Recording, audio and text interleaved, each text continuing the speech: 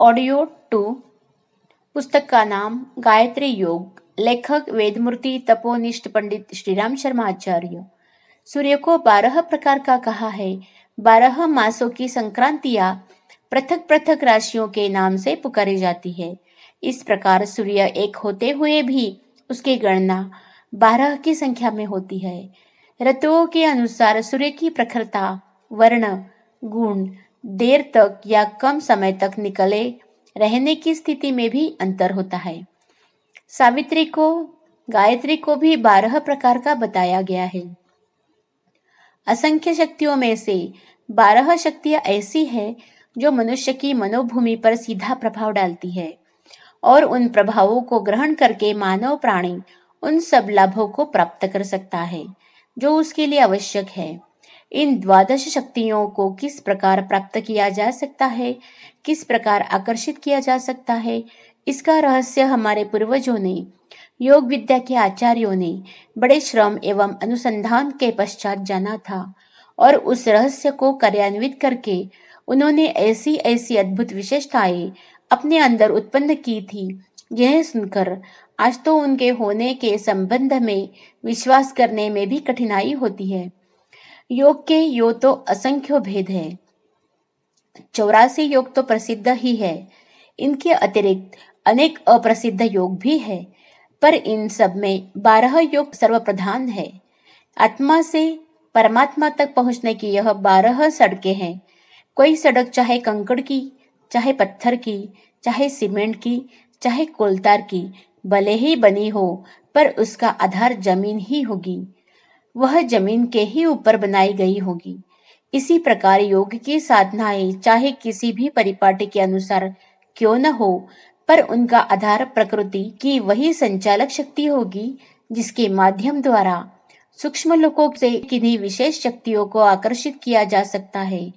इस संचालक शक्ति का नाम सावित्री या गायत्री है। चाहे जिस नाम से इस शक्ति को पुकारा जाए, पर आधार यही रहेगा। इसके बिना अन्य किसी आधार पर योग की सिद्धियां, सफलताएं प्राप्त नहीं हो सकती। आत्मशक्ति को प्राप्त करने के 12 राजमार्ग 12 योग के नाम से प्रसिद्ध है। इन मार्गों पर बीच बीच में जो वापी, कूप, तड़ाग, वन, उपवन पड़ते हैं, वही सिद्धि के चमत्कारों के नाम से प्रसिद्ध है। 1. प्रणव योग अथवा ब्रह्म योग।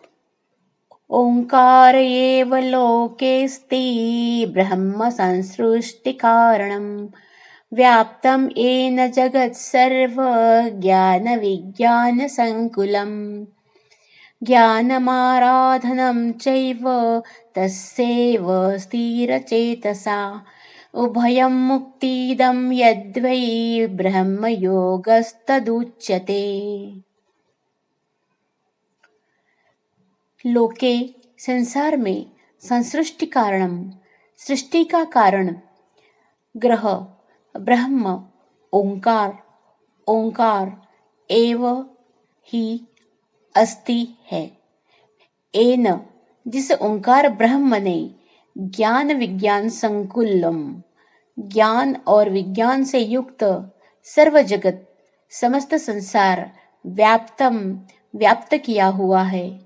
स्थिर चेतसा, स्थिर चित्त से, तस्यैव, उसी ओंकार ब्रह्म का, ज्ञानम, ज्ञान, चैव और आराधनम, आराधना, यद, जो, उभयम, दोनों, मुक्तिदम, मुक्ति देने वाले कर्म है, तत्, वह ब्रह्म योग उच्यते, ब्रह्म योग कहलाता है। ओंकार ईश्वर का स्वयं सिद्ध नाम है। प्रकृति के सूक्ष्म अंतराल में प्रतिक्षण एक ध्वनि होती रहती है, जिसे सूक्ष्मदर्शी ऋषियों ने समाधि अवस्था में पहुंचकर देखा और सुना है। जैसे घड़ियाल में हथौड़ी मार देने से कुछ देर तक एक झंझनाहट होती रहती है, उसी प्रकार प्रकृति के गर्भ में प्रतिक्षण एक आघात होता है, जिसकी कुछ देर तक प्रतिध्वनि होती रहती है। इस आघात और प्रतिध्वनि को मानव भाषा में ओम शब्द से पुकारा जाता है। जैसे पेंडुलम हिलते रहने से घड़ी के सारे कल पुर्जे चलते रहते हैं, जिस प्रकार इंजन के पिस्टन में आगे पीछे आने जाने की क्रिया होते रहने से सारा यंत्र चलता है, उसी प्रकार प्रकृति की यह बृहत्काय मशीन उस ओंकार ध्वनि के कारण चलती है। परमाणुओं में जो कंपन एवं गतिशीलता है, उसका कारण भी वह ब्रह्म ध्वनि ही है। इस तरह यह ओंकार ही समस्त सृष्टि का संचालन करता है। इस ब्रह्म ध्वनि के साथ अपना संबंध स्थापित कर लेना ही ब्रह्म योग या प्रणव योग है। गायत्री में सर्वप्रथम प्रणव का उच्चारण किया जाता है, जिसका संकेत प्रणव योग की ओर है। इस प्रणव को प्राप्त करने के लिए ही योग है। एक ब्रह्म योग, दूसरा नाद योग। नाद योग में अन्य ध्वनियों को सुनते सुनते ओंकार ध्वनि तक पहुंचते हैं और फिर उसका अवलंबन करके ब्रह्म तक पहुंचते हैं। इस नाद योग का वर्णन आगे करेंगे।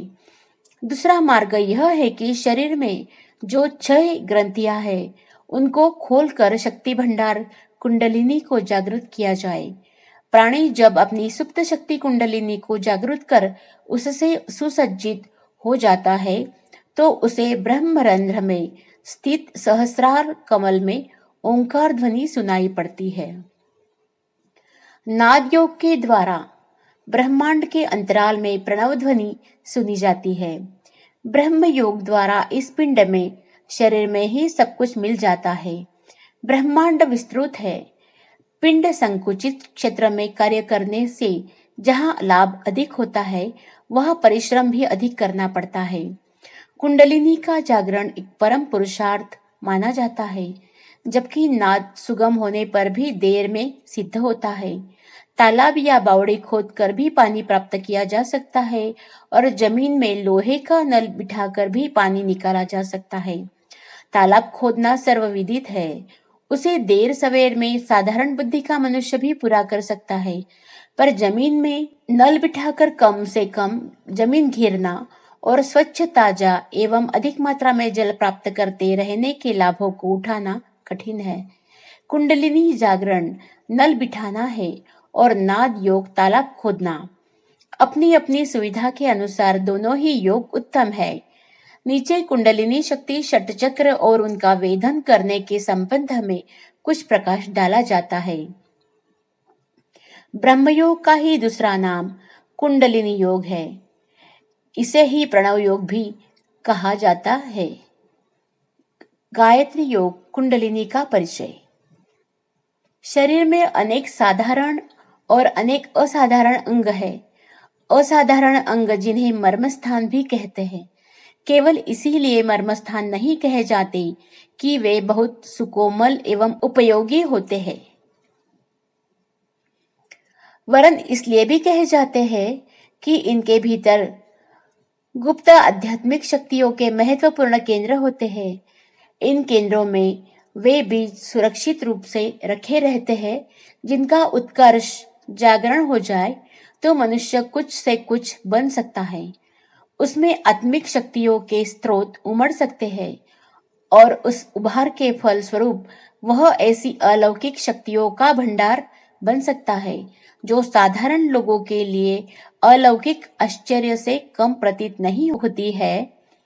ऐसे ही मर्मस्थलों में मेरुदंड का, रीढ़ की हड्डी का प्रथम प्रमुख स्थान है। यह शरीर की आधारशिला है। यह मेरुदंड छोटे 33 अस्थि खंडों से मिलकर बना है। इस प्रत्येक खंड में तत्वदर्शियों को ऐसी विशेष शक्तियां परिलक्षित होती है, जिनका संबंध दैवी शक्तियों से है।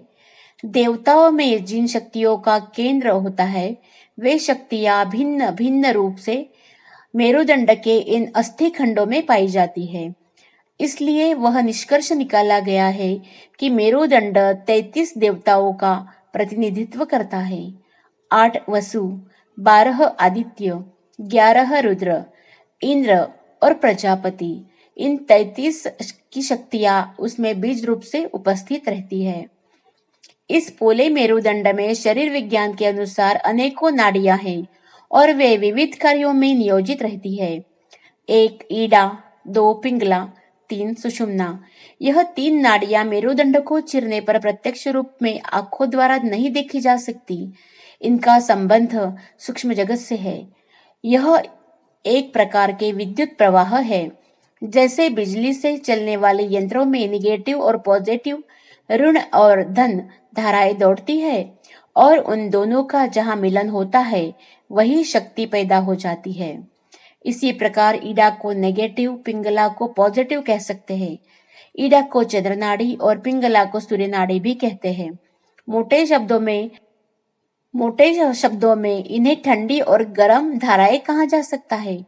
दोनों के मिलने से जो तीसरी शक्ति उत्पन्न होती है उसे सुषुम्ना कहते हैं। प्रयाग में गंगा और यमुना मिलती है। इस मिलन से एक तीसरी सूक्ष्म सरिता और विनिर्मित होती है जिसे सरस्वती कहते हैं। इस प्रकार 2 नदियों से त्रिवेणी बन जाती है। मेरुदंड के अंतर्गत भी ऐसी आध्यात्मिक त्रिवेणी है। ईडा पिंगला की 2 धाराएं मिलकर सुषुम्ना की सृष्टि करती है और एक पूर्ण त्रिवर्ग बन जाता है। यह त्रिवेणी ऊपर मस्तिष्क के मध्य केंद्र से, ब्रह्मरंध्र से, सहस्रार कमल से संबंधित है और नीचे मेरुदंड का जहां नुकीला अंत है वहां लिंग मूल और गुदा के बीच के सीवन स्थान की सीध में पहुंचकर रुक जाती है। यह इस त्रिवेणी का आदि और अंत है। सुषुम्ना नाड़ी के भीतर एक और त्रिवर्ग है। उसके अंतर्गत भी 3 अत्यंत सूक्ष्म धाराएं प्रवाहित होती है जिन्हें वज्रा, चित्रणी और ब्रह्मनाड़ी कहते हैं। जैसे केले के तने को काटने पर उसमें एक के भीतर एक परत दिखाई पड़ता है, वैसे ही सुषुम्ना के भीतर वज्रा है, वज्रा के भीतर चित्रणी है और चित्रणी के भीतर ब्रह्मनाड़ी है। यह ब्रह्मनाड़ी अन्य सब नाड़ियों का मर्मस्थल, केंद्र एवं शक्तिसार है। इस मर्म की सुरक्षा के लिए ही उस पर इतने परत चढ़े हुए हैं। यह ब्रह्मनाड़ी मस्तिष्क के केंद्र में ब्रह्मरंध्र में पहुंचकर हजारों भागों में चारों ओर फैल जाती है। इसी से उस स्थान को सहस्त्रदल कमल कहते हैं। विष्णु की शैया शेष जी के सहस्त्र फलों का अलंकार भी इसी सहस्त्रदल कमल से ही लिया गया है। भगवान बुद्ध आदि अवतारी पुरुषों के मस्तक पर एक विशेष प्रकार के गुंजलकदार बालों का अस्तित्व हम उनकी मूर्तियों अथवा चित्रों में देखते हैं। यह इस प्रकार के बाल नहीं है वरन सहस्त्रदल कमल का कलात्मक चित्र है। यह सहस्त्रदल सूक्ष्म लोकों से विश्वव्यापी शक्तियों से संबंधित है। रेडियो ट्रांसमीटर के ध्वनि ग्राहक और ध्वनि विस्तारक तंतु फैलाए जाते हैं जिन्हें एरियल कहते हैं। इन तंतुओं के द्वारा सूक्ष्म आकाश में ध्वनि को फेंका जाता है और बहती हुई तरंगों को पकड़ा जाता है। मस्तिष्क का एरियल भी सहस्त्रार कमल है। उसके द्वारा परमात्मा सत्ता की अनंतों शक्तियों को सूक्ष्म लोक में से पकड़ा जाता है। जैसे भूखा अजगर जब जागृत होकर लंबी सांसें खींचता है तो आकाश में उड़ते हुए पक्षियों को अपनी तीव्र शक्ति से जकड़ लेता है और वे मंत्रमुग्ध की तरह खींचते हुए अजगर के मुंह में चले जाते हैं। उसी प्रकार जागृत हुआ सहस्त्रमुखी शेषनाग सहस्त्रार कमल अनंत प्रकार की सिद्धियों को लोकांतरों में खींच लेता है। जैसे कोई अजगर जब क्रुद्ध होकर विषैली फुंसकार मारता है तो एक सीमा तक वायुमंडल को विषैला कर देता है, उसी प्रकार जागृत हुए सहस्त्रार कमल द्वारा शक्तिशाली भावना तरंगे प्रवाहित करके साधारण जीव जंतुओं एवं मनुष्यों को ही नहीं वरन सूक्ष्म लोकों की आत्माओं को भी प्रभावित और आकर्षित किया जा सकता है। शक्तिशाली ट्रांसमीटर द्वारा किया हुआ अमेरिका का ब्रॉडकास्ट भारत में सुना जाता है। शक्तिशाली सहस्त्रार द्वारा निक्षेपित भावना प्रवाह भी लोकांतरों के सूक्ष्म तत्वों को हिला देता है। अब मेरुदंड के नीचे के भाग को मूल को लीजिए।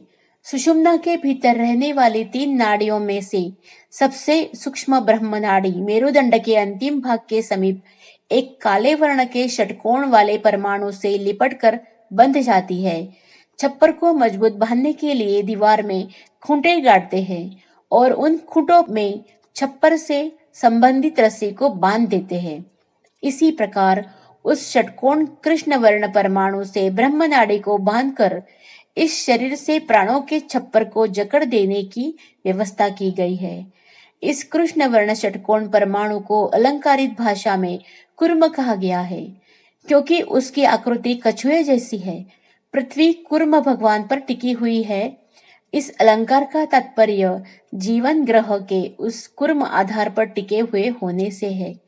शेषनाग के फन पर पृथ्वी टिकी हुई है।